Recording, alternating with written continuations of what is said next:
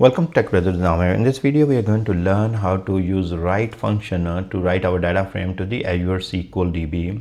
So used to save data frame data to external storage like Azure Blob Storage or Azure SQL DB, and we can write actually to different formats such as JSON, CSV, Parquet, and etc. So here, what is Azure SQL Database? A cloud-based relational database on Microsoft Azure used for storing structured data. And then we will be using JDBC. That's a Java database connectivity driver here. So a standard way to connect a Python or a Spark with SQL databases using a connection string. That's what we are going to use here.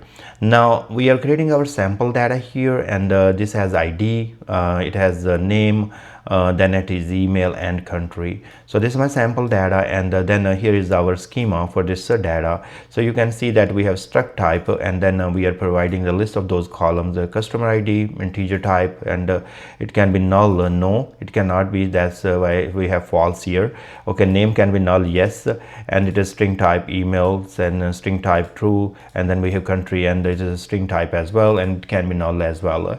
So these are different columns for our data sample data, and here I'm creating the data frame. So def dot create data frame, and then we are using sample data, and then using schema to create our data frame called df. Def dot show will show us all the records or rows from our data frame. So let's execute this one, take a look on our data frame, and then we'll go to the next steps and take a look how we can configure them to write to the Azure SQL DB. Okay, let's take a look at what happened here, and now let me actually start a Spark session, and we should be fine.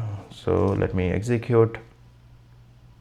Okay, it's completed successfully, and now we have our data frame here. Customer ID is the column, name and email and country. So we have 4 records right here.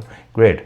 Now next steps when we want to write to the table. So here's the table definition. I just pasted here so we can copy and paste. I'm going to create the customer table depending on the same schema what we have here. So first of all, I have to go to the Azure portal.azure.com here. Then I have to look for Azure SQL, and once I click there, I'm gonna see my SQL server here and database as well. So here is my server. So you see right there, Tech Brothers server test, that's the name of it. Once I click on it, and then it's showing me my username here, and then other information such as server name. We will be using this server name in the configuration as well. So right now, if I will click on TechDB, that's the database on this server, I could have gone actually from this server. So and then go to the SQL DBs here, and you will see TechDB, and once I click there, it is going to bring me right here, and then I can go to the query editor. I'm making it very simple, just using the portal. Could have done with connecting to SSMS or any third-party IDEs to see the database tables and everything. The password is 123. I'm going to show you later on as well.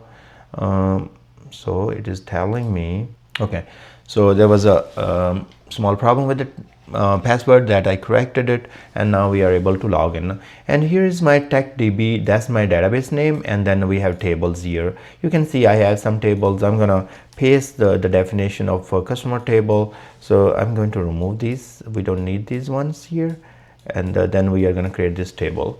So we have customer table already there. I'm gonna maybe rename this one, just say old, so that will do it. And now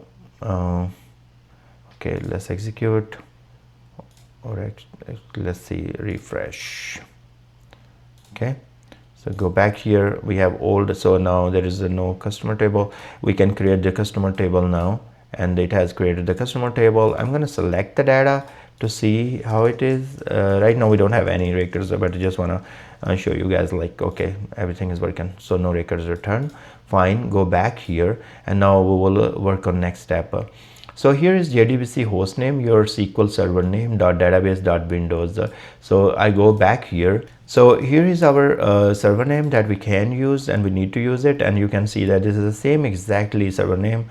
So I'm going to copy this and go back here, and we have to provide the server name. So you will just paste right there, and then it is 1433, that's the port, and your database name. In case you don't know your database name, you can take a look on these SQL databases, and here is a TechDB, that's the name for my database, and I'm going to use right there, paste it right there, and then it is asking you your username, so it is a SQL admin, and then your password. My password is very simple, so it is just for testing, so I just paste my username and password here. So now this is going to build the URL for the JDBC. So it uses different information such as server name, port, database, and authentication. Now this is all good here, and now what we are going to do, a connection properties JDBC, so that is using the user, and then it is using the password, and it is using JDBC.SQL driver here. Okay, great.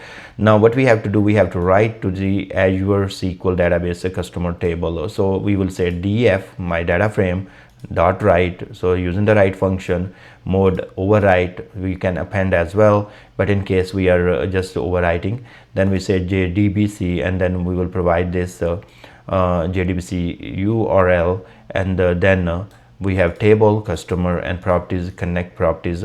So these are the properties right there. So you can simply copy paste all this script from my description and use from there, and then we are gonna write this. Once you run this, it should be giving us this message: data successfully written to the Azure SQL database. So I'm gonna go ahead and execute the whole thing, and then we will check. Okay, great.